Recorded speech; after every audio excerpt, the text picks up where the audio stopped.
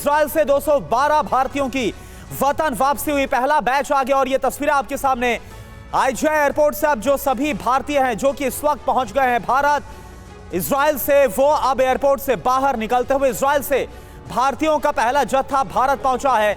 Operation Ajay के तहत इन सभी को एयरलिफ्ट किया गया है।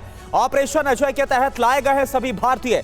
इजराइल में फंसे 18,000 भारतीय।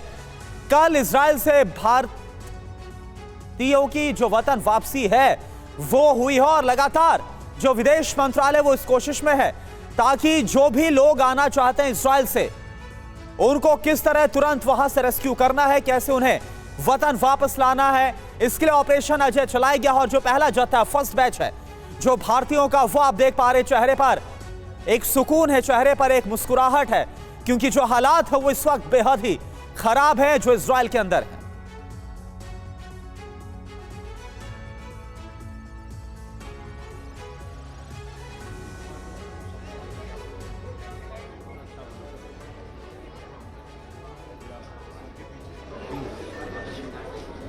तो आप देखिए तस्वीरें आपके सामने। ऑपरेशन अजय के तहत इजराइल में फंसे 18,000 भारतीयों को वहां से निकालने की लगातार कोशिश हो रही है और इसी कोशिश में जो पहला बैच है वो भारत पहुंच गया है और सभी के चेहरे पर एक सुकून, एक मुस्कान वतन वापसी के बाद नजर आ रही है। और साथ ही वो अधिकारी, वो लोग जो कि इस वक्त इजराइल से भारतीयों को निकालने में लगे हुए हैं, उनके चेहरे पर भी खुशी का भाव साफ तौर पर नजर आ रहा है।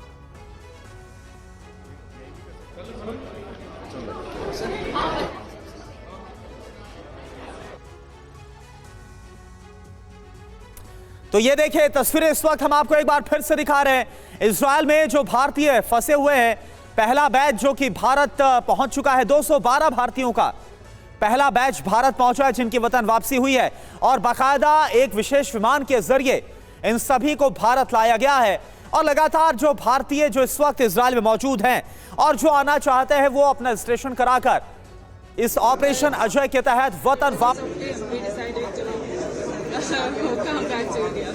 So how was your experience? Can you tell us in the last? तो देखिए खुशी साफ तौर पर नजर आ रही में जो भारतीय अब वापस आ चुके हैं। People in Israel who've been dragged into this conflict, innocent people. As you know, today is the first flight of Operation Vijay, and this is completely in keeping with our Prime Minister's vision, the Prime Minister's determination that our government, his government, will never leave any Indian behind. Any Indian anywhere in the world that finds himself or herself in harm's way, our government, our Prime Minister is determined to protect them, bring them back home safely. And I'm very glad this plane load of students and Indians have managed to fly back safely. And I think in a lot of ways we are deeply grateful to our Prime Minister and of course everybody involved, the Minister Jaishankar, the team at the External Affairs Ministry, the flight crew of this Air India flight for making this possible, for bringing our children back home safely and soundly and back home to their loved ones. And this is certainly something that is a signature of our government, that we leave no Indian behind in harm's way. So, any message for those who are there and they want to come back? Any message from the Indian? No, stay calm. Stay calm.